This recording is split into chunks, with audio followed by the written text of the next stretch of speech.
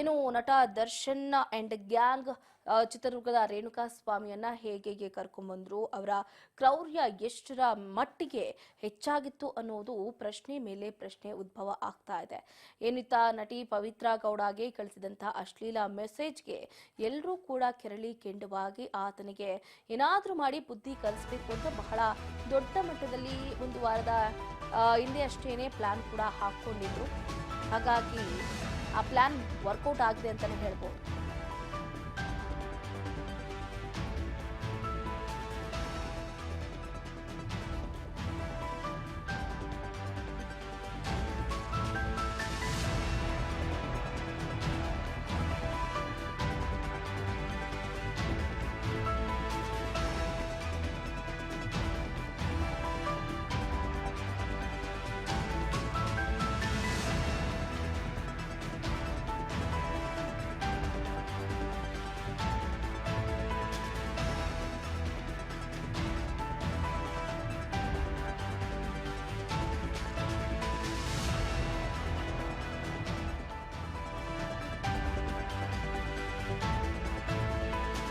ಪತ್ನಿ ವಿಜಯಲಕ್ಷ್ಮಿ ಸಹೋದರ ದಿನಕರ್ ಜೊತೆ ಚರ್ಚೆಯನ್ನು ನಡೆಸಿದ್ದಾರೆ. ಜಾಮೀನು ಅರ್ಜಿಗಾಗಿ ಸಹಿಯನ್ನ ಈಗಾಗಲೇ ಪತ್ನಿ ವಿಜಯಲಕ್ಷ್ಮಿ ಅವರು ಕೂಡ ಪಡೆದಿದ್ದಾರೆ. ಗಮನಿಸ್ತಾ ಇದ್ವಿ, ಬಳ್ಳಾರಿ ಸೆಂಟ್ರಲ್ ಜೈಲಿಗೆ ದರ್ಶನ್ ಅವರ ಪತ್ನಿ ವಿಜಯಲಕ್ಷ್ಮಿ ಅವರು 2ನೇ ಬಾರಿಗೆ ಭೇಟಿಯನ್ನ ಕೊಟ್ಟು ಅದರ ಬಗ್ಗೆ ಮಾತುಕತೆಯನ್ನು ಕೂಡ ನಡೆಸಿದ್ದಾರೆ. ಯಾವಾಗ ಬೇಲ್ ಅಪ್ಲೈ ಮಾಡಬಹುದು, ಹೇಗೆ ಬೇಲ್ ಅಪ್ಲೈ ಮಾಡಿದ್ರೆ ಬೇಗ ಅಪ್ರೂವ್ ಆಗುತ್ತೆ, ಏನು ಎತ್ತ ಅಂತ ಕೈಯಲ್ಲಿ ಏನೋ ಬೇಲ್ ಪೇಪರ್ಸ್ಗಳನ್ನು ತಗೊಂಡು ಬಂದರು. ಅದಕ್ಕೆ ನಟ ದರ್ಶನ್ ಅವರ ಸಹಿ ಕೂಡ ಹಾಕಿಸ್ಕೊಂಡು ಹಿಂತಿರುಗಿದ್ರು. ಒಟ್ಟಾರೆಯಾಗಿ ಚಾರ್ಜ್ ಶೀಟ್ ಸಲ್ಲಿಕೆಯಾದ ಬಳಿಕ ಆರೋಪಿಗಳು ಜಾಮೀನಿಗಾಗಿ ಅರ್ಜಿಯನ್ನು ಸಲ್ಲಿಸಬಹುದು ಅಂತ ಕಾನೂನು ಹೇಳುತ್ತೆ. ಅದರಂತೆ ಚಾರ್ಜ್ ಶೀಟ್ ಜಾಮೀನಿನ ಬಗ್ಗೆ ನಟ ದರ್ಶನ್ ಮಾಹಿತಿಯನ್ನು ಈಗಾಗಲೇ ಪಡ್ಕೊಂಡಿದ್ದಾರೆ. ಹಾಗಾಗಿ ಅರ್ಜಿಯನ್ನ ಹಾಕೋದಕ್ಕೆ, ಜಾಮೀನನ್ನ ಸಲ್ಲಿಸೋದಕ್ಕೆ ಈಗಾಗಲೇ ಎಲ್ಲ ರೀತಿಯಾದಂಥ ತಯಾರಿ ಕೂಡ ನಡೀತಾ ಇದೆ. ಇತ್ತ ದರ್ಶನ್ ಪರ ವಕೀಲರು ಕೂಡ ದರ್ಶನ್ಗೆ ಜಾಮೀನನ್ನ ಕೊಡಿಸೋದಕ್ಕೆ ಈಗಲ್ಲಿ ವೆಯ್ಟ್ ಮಾಡ್ತಿದ್ದಾರೆ ಅಂತಲೇ ಹೇಳ್ಬೋದು. ಈ ಕುರಿತು ವಾದ ಮಂಡನೆಗೆ ಲಾಯರ್ಗಳು ಕೂಡ ಸಜ್ಜಾಗಿದ್ದಾರೆ. ಆದರೆ ಹಣಬಲ, ಸ್ಟಾರ್ಗಿರಿ, ಫೇಸ್ ವ್ಯಾಲ್ಯೂ, ಅಭಿಮಾನಿಗಳ ಹುಚ್ಚಾಟ, ಬೆಂಬಲ, ಪ್ರಭಾವಿಗಳ ಪರಿಚಯ ಹೊಂದಿರುವಂತಹ ದರ್ಶನ್ಗೆ ಒಂದು ಕಡೆ ಜಾಮೀನನ್ನ ಕೊಡಿಸೋದಕ್ಕೆ ಹಿಂದೇಟನ್ನ ಇತ್ತ ಪೊಲೀಸರು ಹಾಕ್ತಾ ಇದ್ದಾರೆ. ಹಾಗಾಗಿ ಇವೆಲ್ಲವೂ ಕೂಡ ನಟ ದರ್ಶನ್ ಅವ್ರಿಗೆ ಕಂಟಕ ಆಗ್ತಾ ಇದೆಯಾ ಅನ್ನುವಂಥ ಪ್ರಶ್ನೆಗಳು ಕೂಡ ಉದ್ಭವ ಆಗ್ತಾ ಇದೆ. ಈಗಾಗಲೇ ನಾವು ನೋಡಿದ್ವಿ, ಪವಿತ್ರ ಗೌಡ ಕೂಡ ಜಾಮೀನು ಅರ್ಜಿಯನ್ನ ಸಲ್ಲಿಕೆ ಮಾಡಿದ್ರು. ಆ ಜಾಮೀನು ಅರ್ಜಿ ತಿರಸ್ಕೃತಗೊಂಡಿದೆ. ಇದೀಗ ನಟ ದರ್ಶನ್ ಜಾಮೀನನ್ನ ಪಡೆಯೋದಕ್ಕೆ ಯತ್ನಿಸ್ತಾ ಇದ್ರು. ಅದು ವಿಫಲ ಆದ್ರೂ ಆಗಬಹುದು. ಜಾಮೀನು ನೀಡದಂತೆ ಪ್ರಬಲವಾದ ಮಂಡನೆಗೆ ಅನೇಕ ಸಂಗತಿಗಳು, ಸಾಕ್ಷ್ಯಗಳು ಇವೆ. ದರ್ಶನ್ ವಿರುದ್ಧ ಸಾಕಷ್ಟು ಅಂಶಗಳು ಕಣ್ಣಿಗೆ ರಾಚ್ತಾ ಇದೆ. ಅದರ ಆಧಾರದಲ್ಲಿ ದರ್ಶನ್ಗೆ ಬೇಲ್ ನೀಡದಂತೆ ಸರ್ಕಾರಿ ವಕೀಲರು ವಾದವನ್ನ ಮಂಡಿಸಬಹುದು.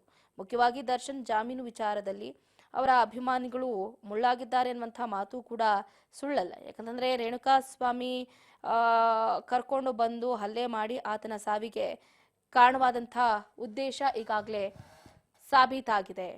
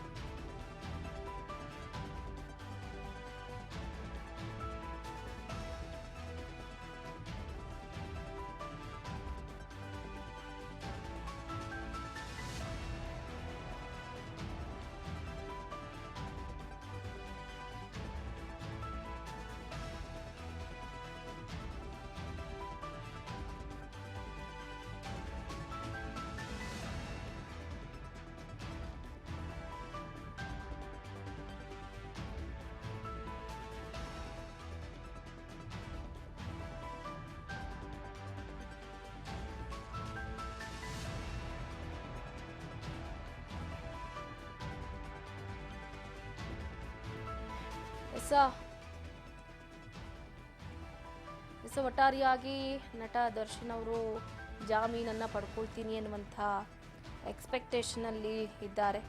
ಗಮನಿಸಬಹುದು, ನಿನ್ನೆ ದಿನಕರ್ ತುಗದೀಪ್ ಹಾಗೆ ವಿಜಯಲಕ್ಷ್ಮಿ ದರ್ಶನ್ ಅವರು ಬಳ್ಳಾರಿ ಜೈಲಿಗೆ ತೆರಳಿದ್ರು. ಇನ್ನೇನು ಈಗಾಗಲೇ ಪ್ರೋಸೆಸ್ ಕೂಡ ನಡೀತಾ ಇದೆ, ಜಾಮೀನನ್ನ ಕೊಡಿಸ್ಬೇಕು ಅಂತ.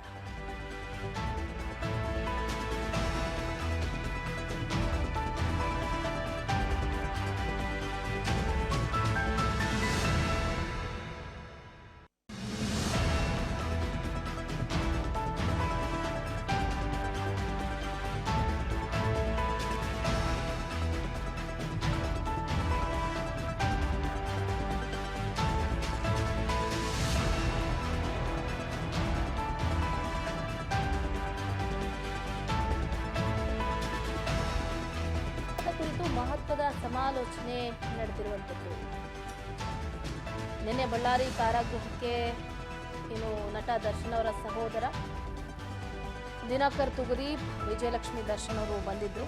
ನಿನ್ನೆ ಸಂಜೆ 4:30ರಿಂದ 5:30ರವರೆಗೆ ದರ್ಶನ್ ಅವರನ್ನ ಭೇಟಿ ಮಾಡಿದ್ದಾರೆ. ಸಂದರ್ಶಕರ ಕೊಠಡಿಯಲ್ಲಿ 25 ನಿಮಿಷ ಸಮಾಲೋಚನೆ ಮಾಡಿರುವಂಥದ್ದು. ಒಂದು ಕಡೆ ಕುತೂಹಲವನ್ನು ಕೇಳಿಸ್ತಾ ಇದೆ, ಗಮನಿಸ್ತಾ ಇದ್ದೀರಾ.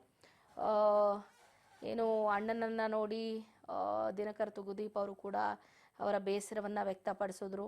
ಇತ್ತ ವಿಜಯಲಕ್ಷ್ಮಿ ದರ್ಶನ್ ಅವರು ಕೂಡ ಒಂದಷ್ಟು ಧೈರ್ಯವನ್ನ ಹೇಳಿದ್ದಾರೆ. ಏನು ಆಗೋದಿಲ್ಲ, ಆಗಿದ್ದಾಗೋಗಿದೆ, ಅತಿ ಶೀಘ್ರದಲ್ಲಿ ನಿಮ್ಮನ್ನ ಬೇಲಿಂದ ಆಚೆ ತರ್ತೀವಿ, ಸಮಾಧಾನ ರೀತಿಯಲ್ಲಿ ಇರಿ ಅಂತ ಅವರು ದೇವಸ್ಥಾನಕ್ಕೆ ಹೋಗಿದ್ರು. ದೇವಸ್ಥಾನದ ಅಕ್ಷತೆ ಮತ್ತೆ ಕುಂಕುಮವನ್ನು ಕೂಡ ಕೊಟ್ಟಿದ್ದಾರೆ ಅನ್ನುವಂತಹ ಮಾಹಿತಿ ಲಭ್ಯ ಆಗ್ತಾ ಇದೆ.